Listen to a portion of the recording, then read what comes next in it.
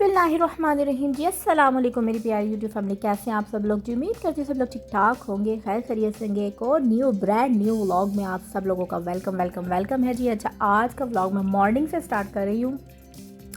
Morning में नाश्ते में जी आज मैं बना रही थी पराठे, फ्रोज़न पराठे और अंडे साथ फ्राई कर रही थी।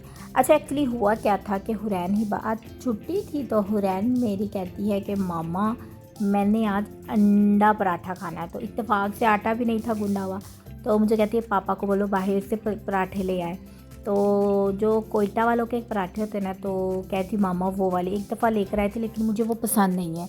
मुझे वो बहुत ज़्यादा हैवी होते हैं, बहुत ज़्यादा मोटे होते हैं, मुझे ऐसा लगता है अंदर से कच्चे रह जाते हैं, तो वो मुझे पसंद नहीं है। बस एक ही दफ़ा नवीद लेकर आए थे, फिर मैंने उनसे नहीं थे मंगाए। तो फिर मैंने नवीद को कहा, मैं कहा आप वो वाले कोयटा वाले ना लेकर आए, आप ये फ्रोज़न वाले ले आए। तो चले मैं ये घर पे बना देती हूँ, तो आज उसका इतना दिल कर रहा है पराठे खाने का, तो आप ये वाले ले आए। फिर जी नवीद गए, जाके ये पराठे लेकर आए। अंडे ऑलरेडी थे, नाश्ता वगैरह फिर मैं बना रही थी। तो जावियार हंसपे मामूल का था, मामा नहीं, तो मैंने यार पराठा नहीं खाना। तो बाकी ये सोफ़ा मैंने इधर इसलिए रखा हुआ था क्योंकि रात को लाइट नहीं थी और यहाँ पे थोड़ी हवा चल रही थी।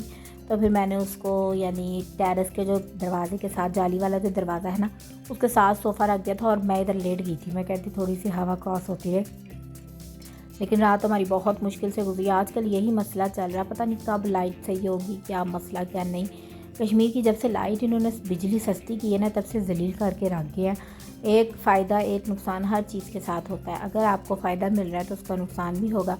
अगर इन्होंने बिजली सस्ती की है तो अब लाइट होती नहीं है। तो बाकी ये जाविया क्या था, मामा मैंने कोको क्रंच खाने हैं, उसके लिए जी मैंने कोको क्रंच भी बना दिया था। दूध यहाँ पे बहुत ज़्यादा गर्म था, इसलिए मैंने कहा थोड़ा सा ठंडा हो जाए। यहाँ पे जी मैंने अपना हाफ़ फ्राई अंडा बनाया था, बाकी हुरैन और उसके पापा का मैंने फुल फ्राई बनाया था। तो यहाँ पे मैं नॉन स्टिक का एक साइड पे मैंने नॉन स्टिक का तवा रखा था, दूसरा साइड पे मैंने दूसरा रखा हुआ था। तो बाकी ये यहाँ पे जी नाश्ता मेरा रेडी हो गया था। आज मैं सोच रही थी कि खाने में क्या बनाया जाए, लेकिन फ़िलहाल मैंने कहा पहले नाश्ता कर लें। तो यही रोज़मर्रा की रूटीन है जी, खाने में क्या बनाया जाए, खाने में क्या बनाया जाए और जी खाने में क्या बनाया जाए। सुबह सो के उठे जी, खाने में क्या बनाया जाए, बर्तन धो लो, काम कर लो, ये कर लो, वो कर लो, दिन ख़त्म हो जाता पता भी नहीं लगता। तो चले जी, अब फ़िलहाल ये हमारा ज़बरदस्त सा बेहतरीन सा नाश्ता रेडी है। ये मेरा अंडा है और जी पराठा और चाय रेडी है। पहले हम लोग फटाफट से नाश्ता कर लेते हैं और फिर हम लोग व्लॉग को अपना आगे कंटिन्यू करते हैं।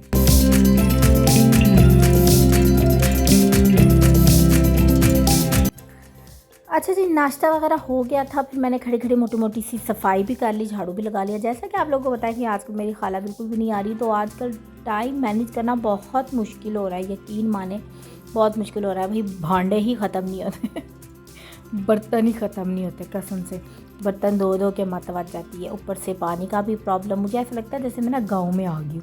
मैं नवीद को कहती हूँ, मैं नवीद मुझे ऐसा लगता है जैसे मैं गाँव में आ गई हूँ, जिधर ना बिजली होती है तो ना पानी होता है।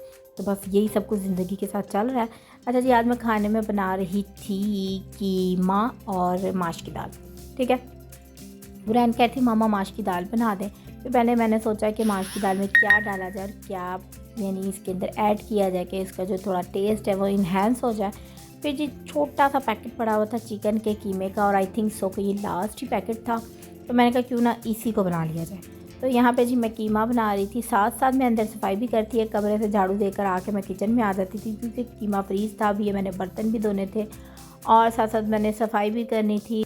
इनको छुट्टी थी, हुरैन बाहर टीचर खेल रही थी और मैं उसको कहती हूँ मेरे साथ थोड़ा बहुत करा दिया करो, तो कहती मामा मैं थक गई हूँ। पता नहीं आजकल की औलाद भी बहुत एडवांस किस्म की आ रही है, लेकिन अल्हम्दुलिल्लाह अल्हम्दुलिल्लाह इनके ही दम से मेरे घर में रौनकें हैं। मैं वरना ये सोए हुए भी होते हैं ना, तो मुझे ऐसा लगता है जैसे मेरा घर मुझे खाने को दौड़ रहा है। तो जो औलाद होती है वो भी अल्लाह की तरफ से बहुत बड़ी नेमत होती है। अल्लाह ताला जिनकी औलाद नहीं है उनको साहिब औलाद करे, उनको नेक और सालिह औलाद अता करे, और जिनकी औलाद है उनकी औलाद को अपने माँ बाप का फर्माबरदार बनाए, आमीन सुम आमीन। अच्छा जी, यहाँ पे मैंने दाल मेरी बॉईल हो चुकी थी। अब आप लोगों को दाल यहाँ पे येलो येलो लग रही होगी क्योंकि मैंने जब दाल चढ़ाई थी ना, तो उसमें मैंने हल्दी डाल दी थी थोड़ी सी, तो हल्दी डाल दी थी जिसकी वजह से ये थोड़ी येलो येलो सी हो गई है।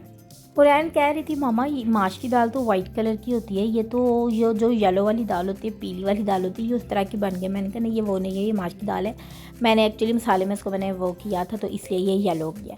अच्छा जी, कीमा मेरा बन गया था, माश की दाल मैंने उसमें डाल दी थी बॉयल की हुई। अब जी हम उसमें अपनी 4 की मिर्चें डाल देते हैं। मैंने आपको बताया था कि मेरी जो 4 की मिर्चें होती हैं ना वो ऐसे बहुत कम ही खानी होती हैं, क्योंकि नवीद को याद ही नहीं रहता और फिर मुझे भी याद नहीं रहता उनको देना। तो मैं क्या करती हूँ, मैं फिर ना इसको सालन में ऐड कर लेती हूँ। सब्ज़ी बनाती हूँ उसमें डाल देती हूँ, सालन बनाती हूँ उसमें डाल देती हूँ, पुलाव बनाती हूँ उसमें डाल देती हूँ। खानी नवीद नहीं होती है क्योंकि और बाकी कोई भी नहीं खाता। अब यहाँ पे मैं 3 मिर्चें डालूँगी और ये तीनों के तीनों ही नवीद खाएँगे, ठीक है। तो यहाँ पे जी मैंने अचार की मिर्चें डाल दी हैं, तो यकीन माने टेस्ट इतना इन्हेंस हो जाता है अचार की मिर्चों से कि मैं बता नहीं सकती। अब जी साथ साथ मैं अंदर झाड़ू भी लगा रही थी, मैं साथ साथ खाना भी बना रही थी। यहाँ पे मेरा खाना ऑलमोस्ट डन हो चुका था। अब मैंने फटाफट से रोटियाँ बनानी है।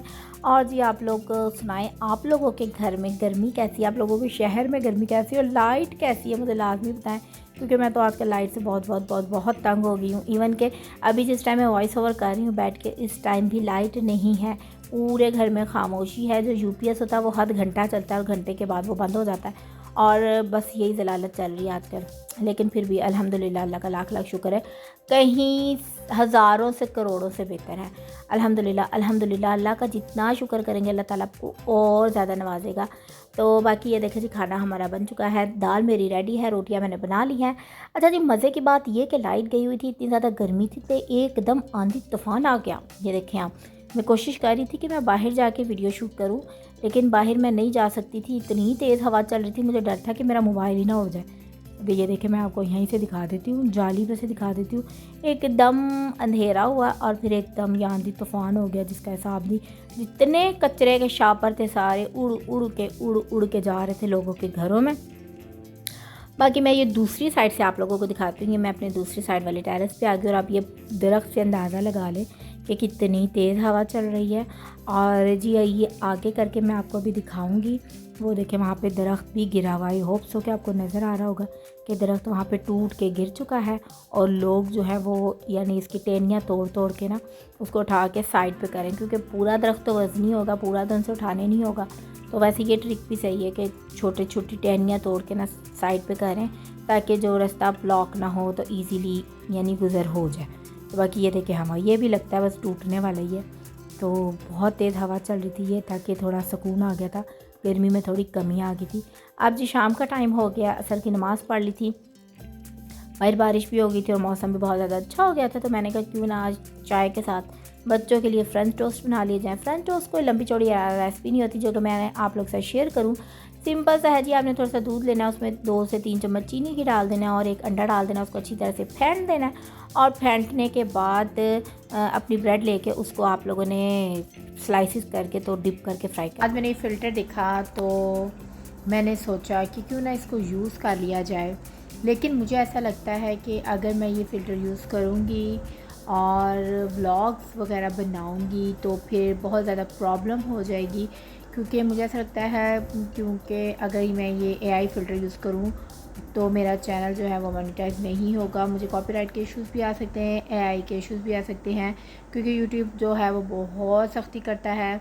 तो इसलिए मैं ये फ़िल्टर यूज़ करना चाहती भी हूँ, लेकिन मैं यूट्यूब की पॉलिसी को देखते हुए फ़िलहाल मैं यूज़ नहीं भी करना चाहती। लेकिन ये मुझे बहुत ज़्यादा पसंद आया है। जो लोग बैक फेस यानी बैक कैमरा वीडियोस शूट करते हैं, व्लॉग्स वगैरह बनाते हैं, अपना फेस सामने नहीं लेकर आना चाहते, उनके लिए ये बेहतरीन सा फ़िल्टर है। आप लोग इस फ़िल्टर को ज़रूर ट्राई करें। और अच्छा जी, पिछला मेरा क्लिप कैसा लगा आप लोग मुझे बताएं कि ये फ़िल्टर कैसा है। वैसे मुझे पर्सनली ये पसंद नहीं आया, आजकल बहुत ज़्यादा वायरल था, तो मैंने कहा चलो मैं भी थोड़ी सी शूट करके तो आप लोगों को व्लॉग में शामिल कर लूँ, आप लोगों को दिखा लूँ। ये था जी आज का व्लॉग। उम्मीद करते हो आपको पसंद आया होगा। चैनल को सब्सक्राइब कर दें। मिलते हैं नेक्स्ट व्लॉग में। अपना बहुत सारा ख्याल रखें। अल्लाह हाफ़िज़।